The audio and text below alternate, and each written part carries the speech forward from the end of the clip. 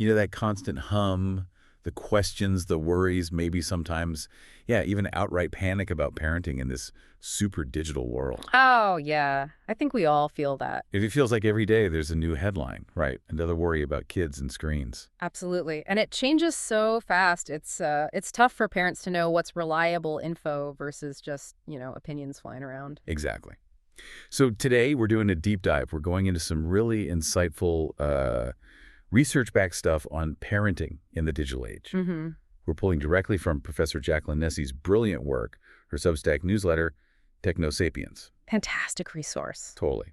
Our mission here is basically to pull out the most important nuggets, the key insights from her work, and give you a shortcut, kind of, to getting well-informed on this really critical topic. Yeah. So let's get into it. Okay. So a really key thing Nessie stresses right away is grounding all this advice in understanding adolescence itself. Right. The teen years. Yeah, roughly ages 10 to 20. We often think of it as just difficult, challenging. Yeah. Storm and stress idea. Exactly.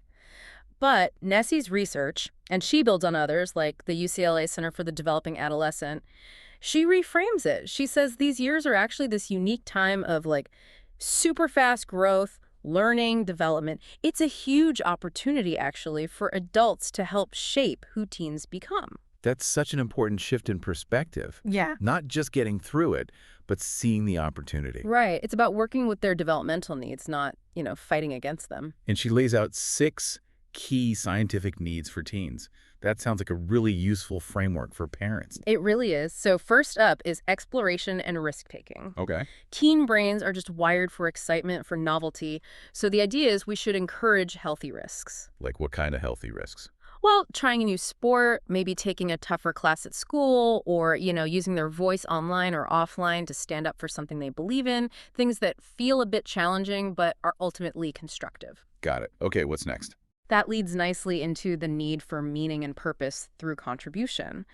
As teens develop more empathy, they become really capable of helping others. Mm-hmm. And this can be simple stuff, like supporting a friend who's having a hard time, maybe online, doing chores at home without being nagged, or getting involved in, say, student government or volunteering. It helps them feel like they matter. Right, like their actions have impact. That makes sense. Number 3. Decision-making and emotional regulation. And, we all know teens feel things so strongly. Oh, yeah. The highs are high, the lows are low. Totally. Whether it's excitement over some new trend or just intense frustration about something feeling unfair. So Nessie really highlights teaching them to recognize and manage those big feelings. How do you do that? Equipping them with healthy coping skills, things like distraction techniques, mindfulness, maybe just listening to music, self-care routines. And crucially, we have to model that stuff ourselves. Yeah, that's always the hard part, isn't it? Okay, what else? Then there's support from parents and other caring adults.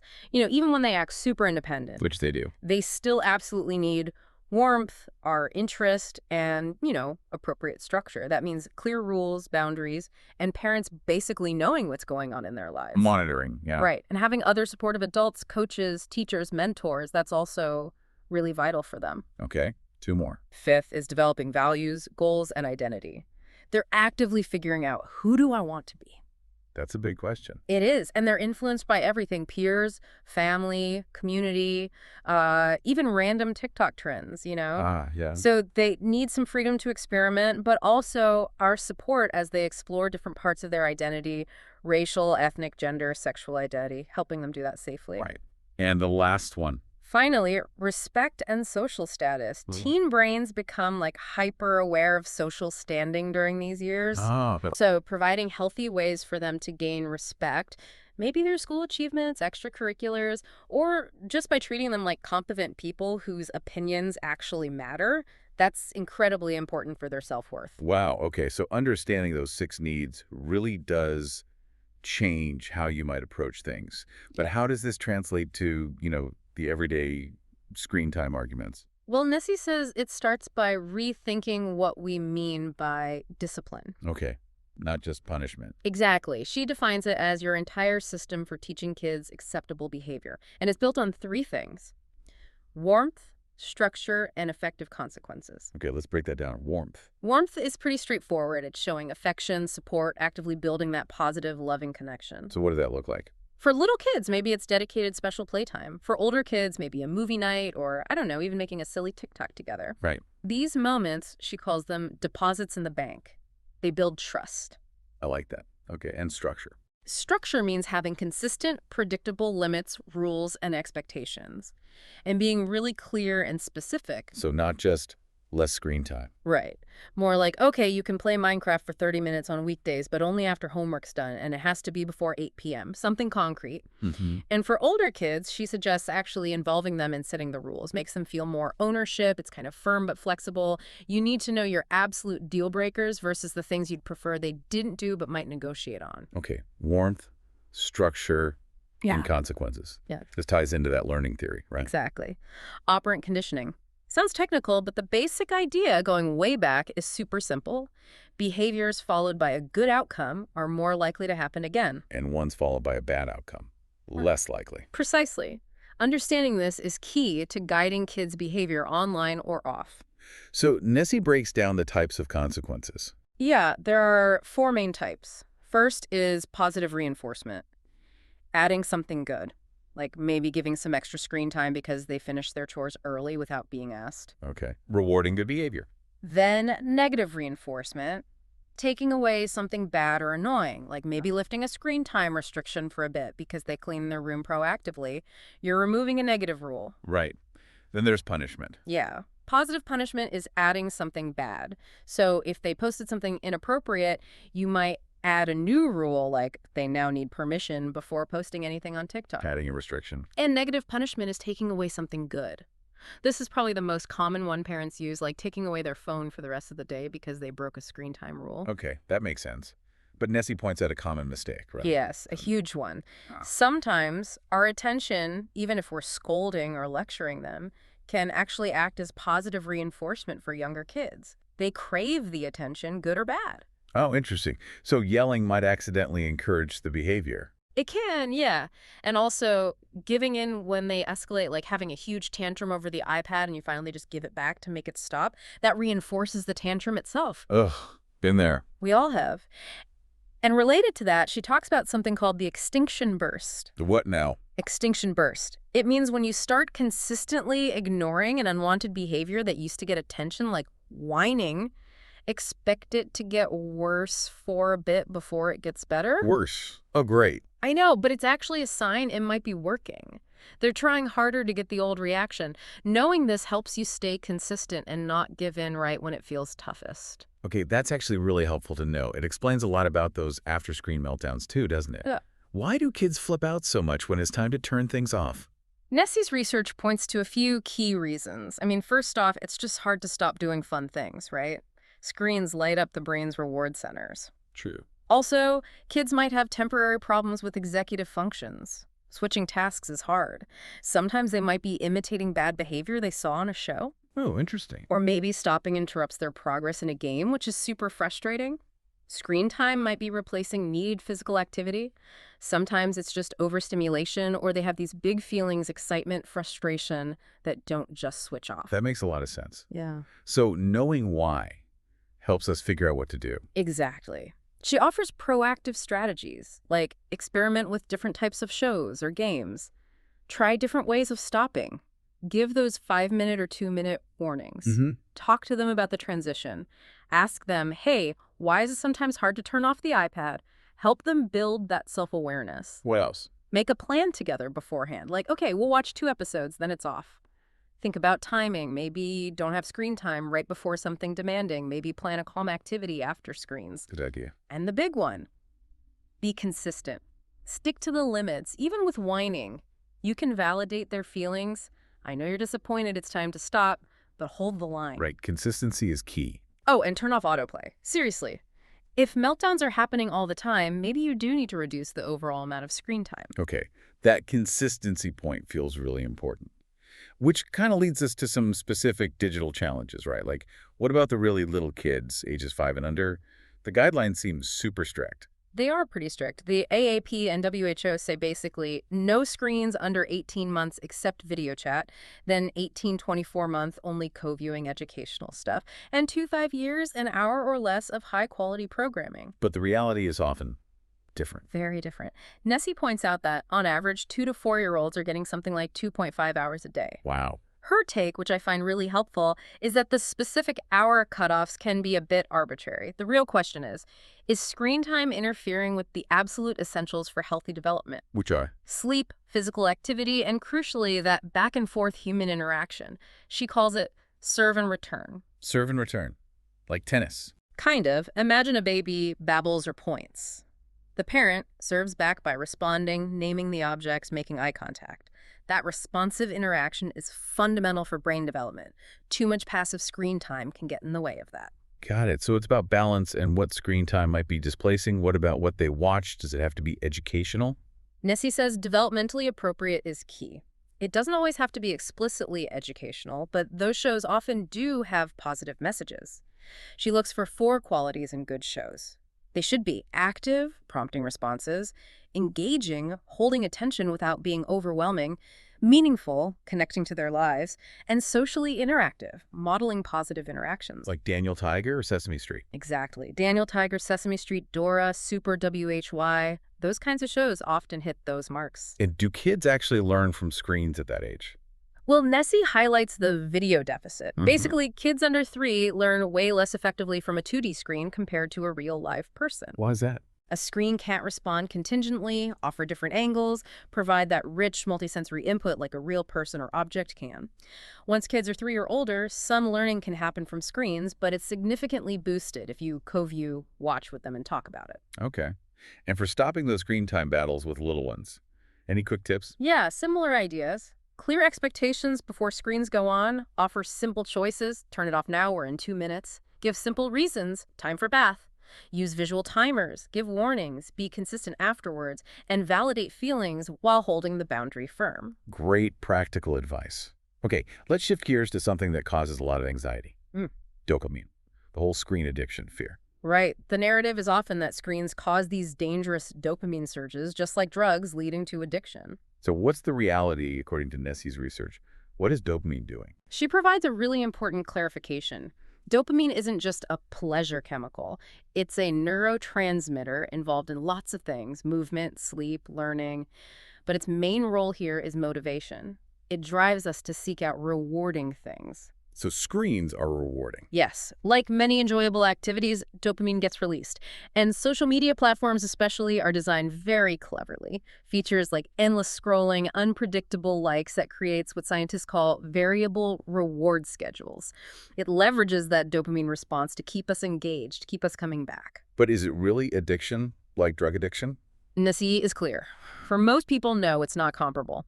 Problematic, maybe even addictive-like use can happen for a small percentage of kids, but currently there's no official diagnosis like social media addiction in the main diagnostic manuals. Okay, so the takeaway for parents. Don't panic about dopamine specifically. Focus instead on promoting moderation, ensuring screens aren't crowding out other rewarding activities, playing outside, hanging out with friends in person, hobbies, all that stuff.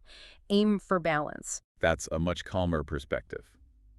We can talk video games. They're everywhere, right? Especially for boys. Almost universal, like 97% of teen boys, 83% of teen girls play. And yeah, boys average way more time over 2 hours a day compared to under an hour for girls. Are they inherently bad? What does the research say? Generally, Nessie finds little evidence of inherent harm from gaming itself. In fact, there are some cognitive benefits linked to certain types of games, things like better working memory, faster reaction times, improved attention skills. And socially. They can be a really important social space, particularly for boys, a way to connect, cooperate, compete with friends. But the big question is always, when is it too much? Yeah, and Nessie brings it back to that key question. What are the games replacing? Right. If gaming is consistently pushing out sleep, homework, physical activity, face-to-face socializing, that's when you need to be concerned. What about actual gaming disorder? Is that a real thing? It is. It's characterized by things like losing control over gaming, giving it increasing priority over everything else, and continuing to game despite negative consequences. It affects maybe 1 to 9% of teens. If you're seriously worried about that pattern, seeking professional advice is the way to go. Okay. And the elephant in the room. Violent video games. Are they dangerous? The debate is so heated. It is. Nessie presents a nuanced view based on the bulk of research. Studies do show small, short-term increases in aggressive thoughts, feelings, and maybe behaviors right after playing. Okay, small and short term. Right. But there's very little evidence linking violent game playing to long-term serious violence or criminal behavior. That connection is often overstated in the media. So how should parents handle violent games then? Nessie gives 5 key pieces of advice. 1, know the research, understand the nuance, the short-term versus long-term findings. 2, know your child, how's their temperament, who are their friends. 3, know the games, actually play with them or watch, check ratings on sites like Common Sense Media. 4, talk about it. Discuss your family values, your concerns about the content. And 5, set flexible limits. Use that collaborative, autonomy-supportive approach. Involve them in setting boundaries around what they play and when. That seems really balanced. Okay, one more big debate area. Phones in schools. Why are schools considering bans? Well, the reasons are pretty clear. Worries about distraction, interfering with learning, potential negative impacts on social skills like less face-to-face interaction, cyberbullying concerns, and general worries about mental health. And what does the research say? Are phones actually distracting? Oh, yeah. The research is pretty solid on that. Smartphones are distracting. Even just having one nearby, even if it's off, can impact attention and performance on cognitive tasks. Okay, so they're distracting. But do bans actually work? Does banning phones improve things? That's where the evidence gets a bit more mixed, according to Nessie. Some studies, like one in England, found small but significant improvements in test scores after bans, especially for lower-achieving students. Okay, so some positive effect there. But other studies, in places like Norway and Sweden, found minimal or no impact overall, or maybe effects only for certain student groups. So it's not a simple bans work or bans don't work. Exactly. Nessie suggests that limiting phone use during the school day makes logical sense to reduce distraction. But the details really matter. How is the ban enforced? Do teachers have support? It's not a magic bullet. Right. A phone ban isn't going to solve the entire youth mental health crisis on its own. Precisely. There are many factors involved in student well-being at school, and phones are just one piece of a much larger puzzle. Okay, this is all incredibly helpful context. Let's pivot now to some really practical tools. Yeah.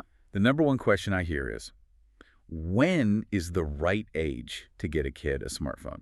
And Ness's answer, maybe frustratingly for some, is there's no single right age. Huh, yeah, I figured. Her general advice, based on the evidence of potential interference with social skills and academics, especially for younger teens, is to wait if you can. Delaying is often beneficial. But how do you know if your kid is ready? She offers a great framework called the 4 R's to help parents think it through. Okay, what are they? Responsibility. Does your child generally show responsibility in other areas of their life? Do they understand what it means to be responsible with a device? Rules. Do they understand the rules you'll set and why those rules exist? Risks. Do they have a basic understanding of potential online risks, like privacy issues or cyberbullying?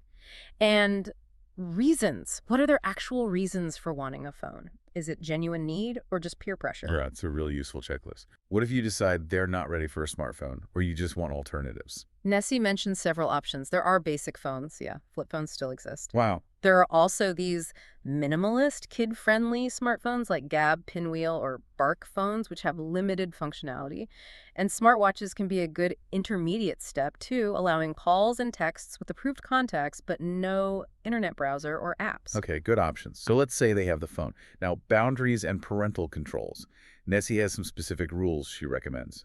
Yes, some really actionable ones. First and foremost, no phone in the bedroom, especially at night. Sleep is just too important. Absolutely critical. Second, establish at least one other phone-free zone or time, maybe family meals, maybe car rides. Oh. Third, require permission before downloading new apps or making in-app purchases. Avoid surprise bills. Fourth, talk constantly about using good judgment, being kind online, choosing positive content, thinking before they post. And fifth, a simple one. They need to respond to texts or calls from parents reasonably promptly. That seems fair. What about the technical side parental controls? Are they effective? Nessie has a great analogy. Parental controls are like a gate, not a wall. A gate, not a wall. I like that. Yeah. They're useful for slowing kids down, creating barriers, making it harder to access inappropriate stuff or spend too much time.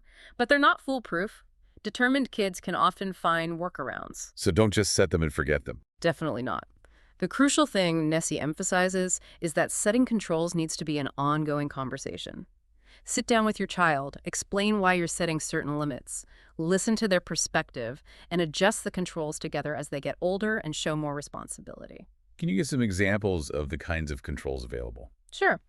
On Instagram, for instance, teen accounts default to private now, and there are restrictions on who can message them. Parents can use the supervision tools to see who they follow and who follows them, who they message, not the content, and set daily time limits. Okay.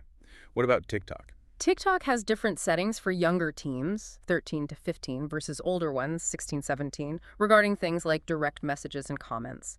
They also have family pairing, which lets a parent link their account to manage settings, including screen time. And Snapchat. Seems like a tricky one. Snapchat also has settings to limit contact from strangers for teens. Their Family Center lets parents see their child's friends list and who they've messaged recently. Again, not the content, but just the contacts, which gives some oversight. YouTube offers YouTube Kids for the youngest. For older kids, there are supervised accounts parents can manage, allowing them to choose content levels, block channels, turn off search, and see watch history. There's also a general restricted mode filter. And then just the phone's operating system itself. Right.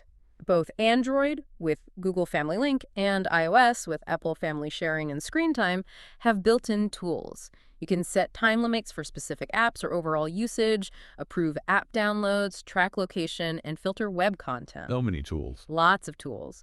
But the key, as Nessie stresses again and again, is that the technology is only part of it. The conversations, the warmth, the structure, that's the foundation. Wow. We have really covered a huge amount of ground today. It's incredible how much insight is packed into Professor Nessie's Technosapiens work, from understanding how teens tick to these really concrete strategies for screens. Absolutely. It really underscores that idea of evidence-based parenting. Nessie often talks about it like a three-legged stool. Oh. Yeah.